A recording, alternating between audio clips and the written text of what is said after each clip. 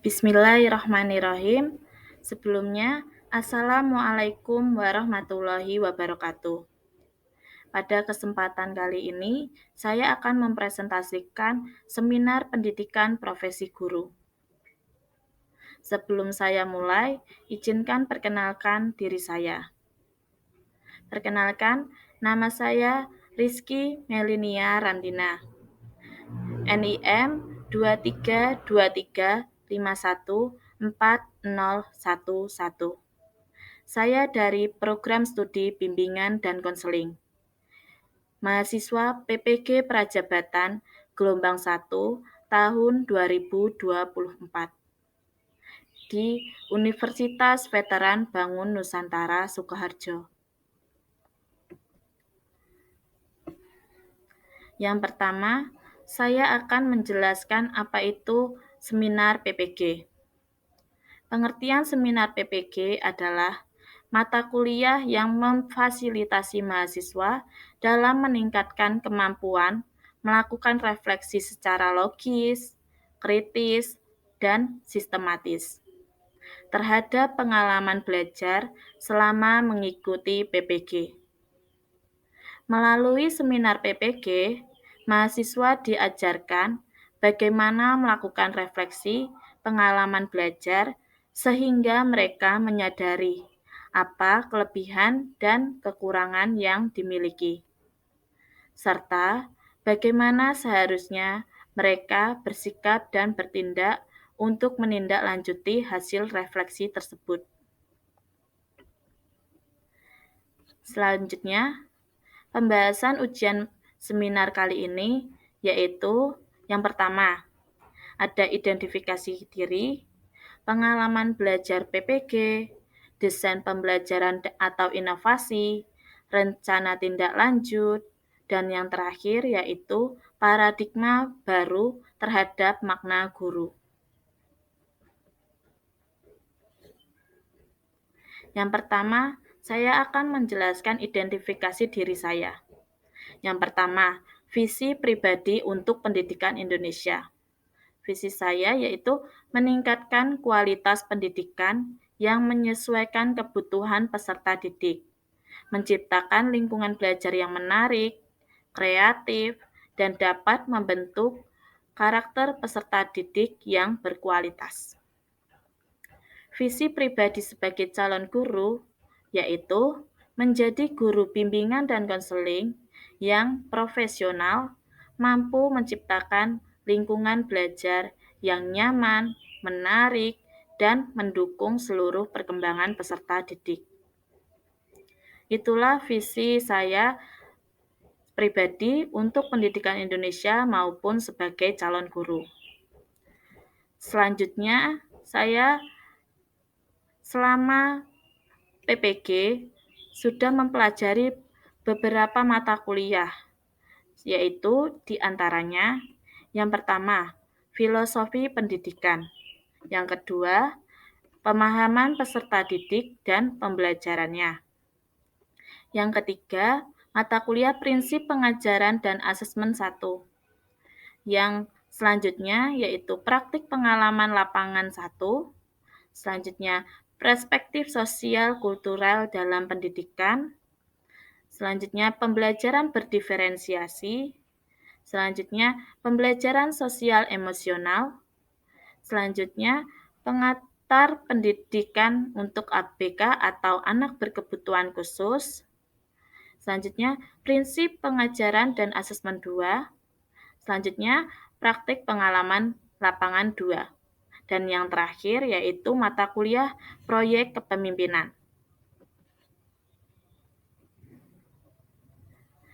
Refleksi pengalaman belajar yang paling bermakna menurut saya yaitu adalah mata kuliah praktik pengalaman lapangan 2 atau PPL 2. PPL 2 saya dilaksanakan pada Sekolah SMA Negeri 1 Nguter, Sukoharjo.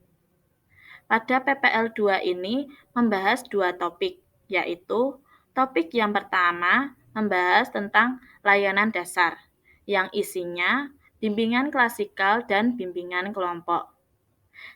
Dan Topik yang kedua membahas tentang layanan responsif, yang isinya tentang konseling individu dan konseling kelompok.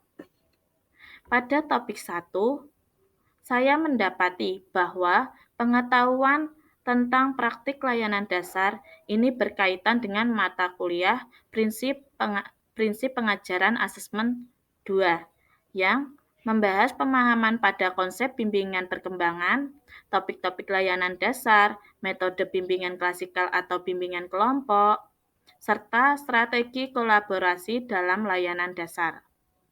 Pemahaman tersebut menjadi dasar kegiatan praktik dalam PPL 2 atau praktik pengalaman lapangan 2. Adapun kegiatan yang dilakukan pada tahap ini yaitu yang pertama, saya memberikan asesmen kebutuhan peserta didik atau angket kebutuhan peserta didik di awal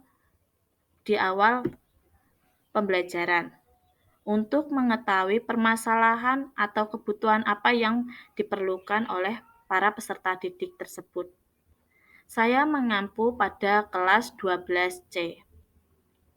Selanjutnya, setelah saya memberikan angket kebutuhan peserta didik, saya tahu apa yang akan saya lakukan selanjutnya, yaitu melaksanakan layanan bimbingan kelompok maupun layanan bimbingan klasikal pada topik 1.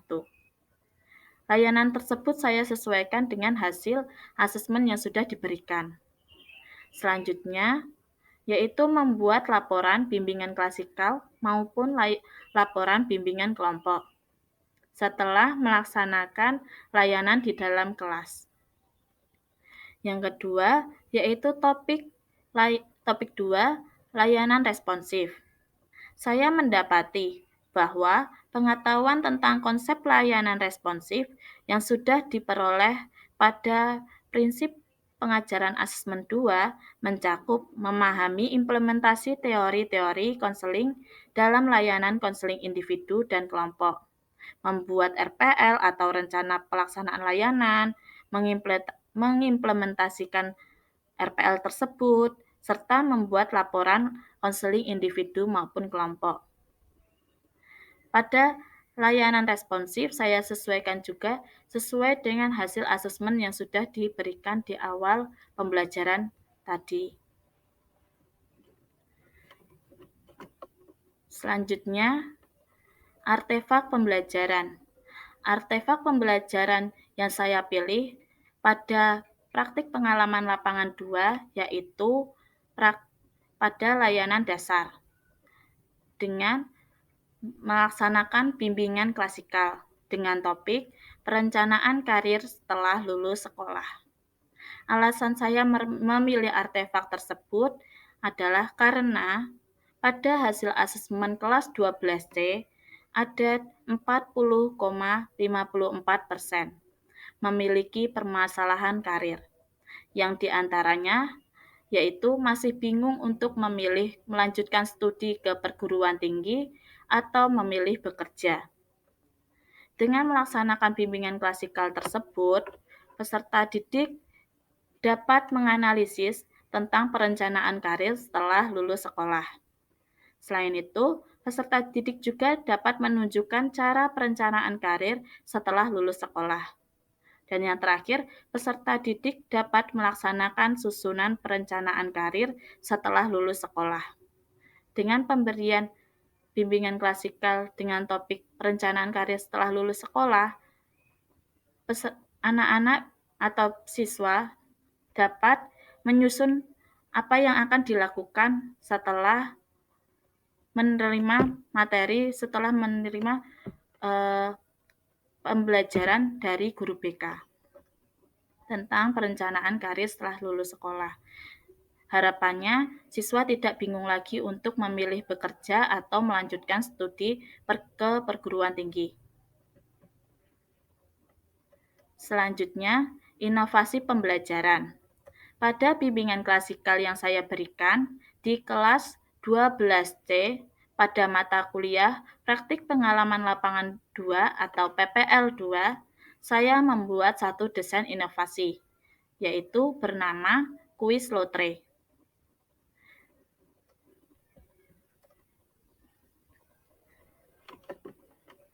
kuis lotre yang diambil dari dua kata, yaitu kuis dan lotre. Kuis adalah padanan kata atau sinonim untuk permainan teka-teki yang biasanya berisi pertanyaan. Sedangkan lotre atau lotere ialah bentuk permainan yang melibatkan penarikan banyak hadiah. Dari pengertian tersebut, saya terinspirasi menjadikan media inovasi pembelajaran pada bimbingan klasikal. Menurut saya, pengertian kuis lotre adalah suatu permainan teka-teki yang berisi sebuah pertanyaan dan hadiah.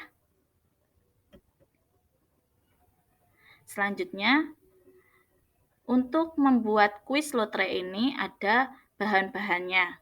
Yang pertama, kita perlu menyiapkan toples. Yang kedua, kertas asturo. Yang ketiga, bola gabus atau styrofoam bulat. Yang selanjutnya, yang keempat yaitu double tip kertas. Dan yang terakhir, kertas nomor. Cara bermain kuis lotre ini sangat mudah sekali. Yang pertama, tentunya kita siapkan bahan-bahan yang digunakan untuk bermain kuis lotre. Yang kedua, tempelkan kertas asturo di papan tulis yang berisikan pertanyaan dan hadiah yang tersembunyi pada nomor 1 sampai 30. Selanjutnya, siapkan nomor 1 sampai 30 yang dimasukkan ke dalam toples. Berisikan bola-bola gabus atau styrofoam bulat. Selanjutnya, peserta didik dapat mulai bermain dengan maju ke depan kelas satu persatu, mengambil nomor yang ada di dalam toples, lalu menyebutkan nomor berapa yang ia dapat. Selanjutnya, peserta didik mengambil kertas nomor yang sesuai pada kertas asturo yang sudah disiapkan, lalu membaca yang diperolehnya. Bisa berupa pertanyaan atau hadiah. Apabila peserta didik mendapat pertanyaan, maka wajib untuk dijawab dengan jelas dan mudah dipahami oleh teman-teman yang lain. Jika apabila peserta didik mendapat hadiah, maka akan diberikan suatu bingkisan dari guru BK atau reward. Dan yang terakhir yaitu setelah itu lanjut peserta didik yang lain untuk berkesempatan bermain. Jadi berulang terus seperti cara-cara yang sebelumnya. Seperti itu. Selanjutnya yaitu perangkat pembelajaran. Perangkat pembelajaran saya upload dalam Google Drive dan bisa di-scan pada barcode yang ada di samping. Barcode tersebut isinya yaitu rencana pelaksanaan layanan bimbingan klasikal, video tentang perencanaan karir setelah lulus sekolah, yang ketiga PowerPoint layanan bimbingan klasikal, dan media kuis lotre tersebut. Jadi bisa di-scan pada barcode itu nanti muncul beberapa perangkat pembelajaran yang saya gunakan pada bimbingan klasikal praktik pengalaman lapangan 2 di SMA Negeri 1 Nguter kelas 12C. Selanjutnya, refleksi pengalaman belajar selama mengikuti program PPG. Setelah mengikuti serangkaian refleksi pengalaman belajar pada mata kuliah seminar PPG, saya menyadari bahwa pendidikan di Indonesia seharusnya yang pertama, pendidikan yang berpusat pada peserta didik. Maksudnya, peserta didik dan guru hanya sebagai fasilitator. Selain itu, guru harus menciptakan pembelajaran yang kooperatif di mana peserta didik mampu memecahkan masalah dengan berdiskusi aktif antar peserta didik. Yang kedua, pembelajaran menjadi lebih berkualitas. Maksudnya, misalnya dalam merancang perangkat pembelajaran yang sesuai dengan kebutuhan peserta didik maupun karakter peserta didik tersebut. Dan yang ketiga, lebih kreatif.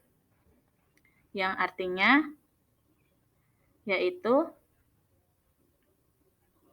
Sebagai tenaga pendidik, mampu mencari informasi tidak hanya dari satu sumber, melainkan dari berbagai sumber.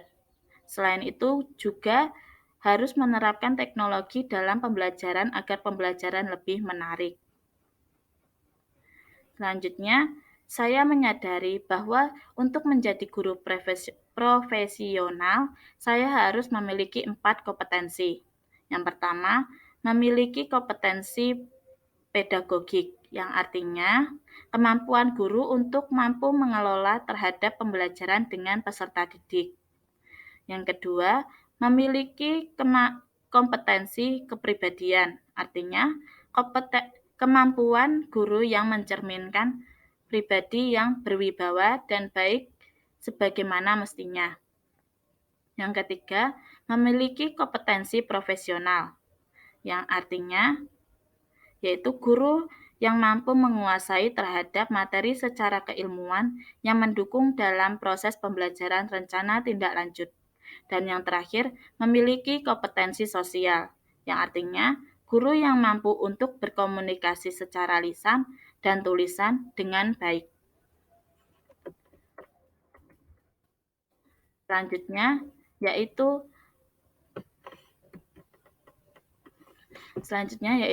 rencana tindak lanjut. 3 hal penting yang akan saya lakukan ketika memulai karir saya sebagai guru adalah yaitu yang pertama, mampu menjelaskan materi. Mampu menjelaskan materi dengan baik sehingga mudah dipahami oleh peserta didik. Yang kedua, mengenali siswa agar merasa dihargai. Jika guru dapat mengenali siswa secara baik sehingga pembelajaran akan berjalan dengan lebih baik atau lancar. Dan yang ketiga, tidak membandingkan siswa lain. Seorang guru yang baik tidak membeda-bedakan antara peserta didik satu dengan peserta didik yang lainnya. Sebagai guru profesional, saya akan melakukan yang pertama, melakukan refleksi, melakukan pengembangan diri. Yang kedua, berkomitmen. Yang ketiga, selalu berrefleksi diri. Itulah rencana tindak lanjut saya. Dan yang terakhir yaitu paradigma baru terhadap makna guru. Guru tidak hanya mengajar, tetapi juga membentuk karakter dan mempersiapkan siswa untuk menghadapi dunia yang kompleks. Oleh karena itu, menghormati dan menghargai peran guru adalah penting, karena mereka merupakan fondasi dari kemajuan dan perkembangan kita sebagai individu dan masyarakat. Mungkin cukup itu presentasi dari saya. Terima kasih atas perhatiannya. Apabila ada salah kata atau ada kata-kata yang sulit dipahami, saya mohon maaf. Billahi taufiq wal hidayah. Wassalamualaikum warahmatullahi wabarakatuh.